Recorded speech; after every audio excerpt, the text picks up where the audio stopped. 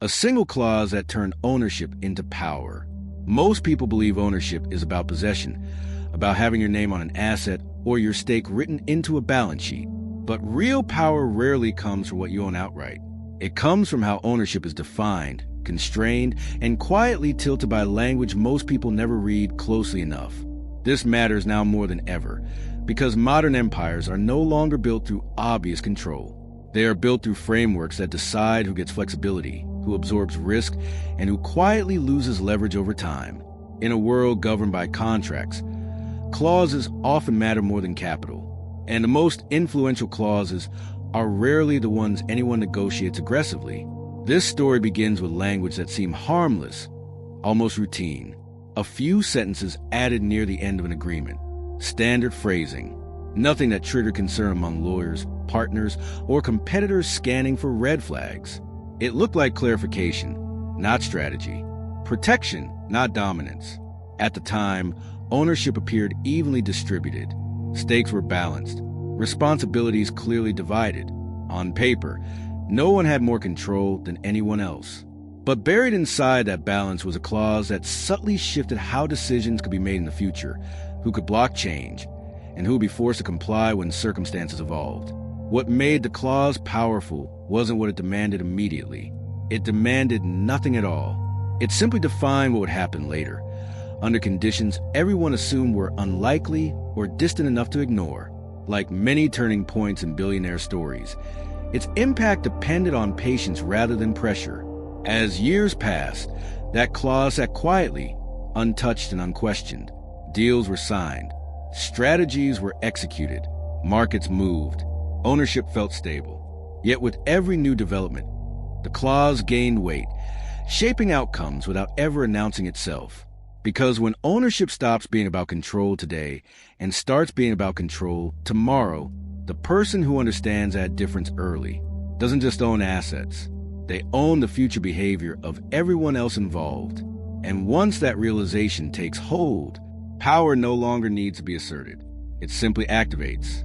For a long time, the clause existed only as text, dormant and largely forgotten, because nothing in the business environment forced anyone to confront the conditions under which it mattered. Operations ran smoothly. Profits were shared predictably, and governance appeared balanced enough that no one felt compelled to revisit language that had already been agreed upon. In stable periods, structure fades into the background, and that is exactly when it becomes most powerful. As the company expanded, complexity increased in ways no one fully anticipated. New markets introduced regulatory pressures. New partners brought conflicting incentives. Growth demanded faster decisions, clearer authority, and firmer lines of responsibility. And slowly, almost imperceptibly, the assumptions that had once made ownership feel equal began to strain. That was when the clause started to surface, not dramatically, but practically. A decision needed approval. A change required consent. An exception was requested and quietly denied. Each time, the same justification appeared, grounded not in opinion or negotiation, but in language everyone had already accepted years earlier. What made the situation difficult was that no rule had been broken. No agreement had been violated. The clause did exactly what it said it would do. The problem was that its implications were only now becoming visible at the exact moment when reversing course had become costly. Those who felt constrained began to realize something unsettling. Their ownership gave them exposure to outcomes, but not influence over direction. They carried risk without holding veto power. They participated in growth without shaping its terms. What they had thought was shared control was, in practice, conditional permission. Attempts to renegotiate were met with polite resistance.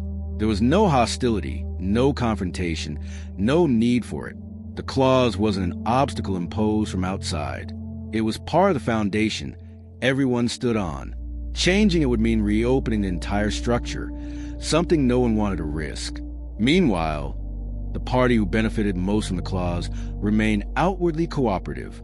They listened, they discussed, they empathized, but they did not yield, because yielding would mean surrendering a form of power that had been earned not through force, but through foresight. What had once felt like equal ownership was quietly transforming into asymmetrical control. And the more the company grew, the more irreversible that transformation became. The conflict intensified as growth began to expose the full consequences of the clause, turning what had once been a theoretical imbalance into a daily operational reality that no one could avoid. Decisions that used to move quickly now stalled, not because of disagreement, but because authority had been narrowly defined in ways that favored one side and constrained all others. Executives who had believed they were partners started to feel more like passengers. They were consulted, informed, and included in discussions, yet the final direction consistently followed the same path. Over time, patterns became impossible to ignore. Every pivotal choice bent toward the interests of the party, protected by the clause. Efforts to adapt followed predictable stages. First came acceptance, the hope that cooperation would offset structural disadvantage. Then came frustration, as compromises accumulated and flexibility disappeared. Finally came resistance, subtle at first, expressed through delays, objections, and alternative proposals meant to restore balance without confrontation. But structure is immune to persuasion. The clause did not respond to emotion, argument, or fairness. It responded only to the conditions it had been designed to activate under, conditions that were now occurring with increasing frequency as the business matured. The emotional peak formed around a hard realization. Ownership had been mistaken for power. While equity suggested influence, governance determined reality. Those without control mechanisms found themselves responsible for outcomes they could no longer shape, bound to a future that had been quietly decided in advance. In side meetings, tension replaced trust. Every request felt loaded. Every compromise felt permanent. The clause loomed over conversations without being mentioned, an invisible presence that dictated limits no one could openly challenge. The beneficiary of the clause did not need to assert dominance. The agreement did that on their behalf.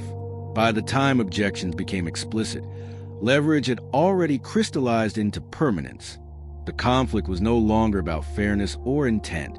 It was about whether power, once embedded in structure, could ever be reclaimed. And the answer was becoming clear. The climax arrived not through confrontation, but through inevitability, the moment when everyone involved finally accepted that the clause had already done what it was designed to do. There was no dramatic vote, no decisive legal battle, no single event that marked a shift, only a quiet acknowledgement that control now flowed in one direction and would continue to do so. Once the implications were fully understood, the outcome felt irreversible. Rewriting the clause would have required reopening every agreement built on top of it, unraveling years of growth, renegotiating relationships, and introducing uncertainty no one was willing to risk. The cost of reclaiming balance had become higher than the cost of surrendering it. In that moment, ownership was revealed for what it truly was. Not a guarantee of power, but a framework whose influence depended entirely on how it was structured. Equity without control mechanisms offered participation, not authority. The clause had turned that distinction into a permanent advantage. This is why the story matters beyond a single company or deal. Modern empires are increasingly governed by architecture rather than action. Power is embedded into systems, contracts, and incentives long before it becomes visible in outcomes. By the time dominance is recognized, it is usually already justified by rules everyone agreed to earlier. The lesson is not about contract alone. It is about attention, about understanding that the most consequential decisions are often hidden in language that feels too technical to question. What is ignored today becomes uncontestable tomorrow. History tends to celebrate founders and visionaries, but legacy is often determined by quieter moments, by clauses read quickly and accepted without debate, by futures shaped before anyone realized a choice was being made. And once power is written into structure, it no longer needs to be defended. It simply endures. A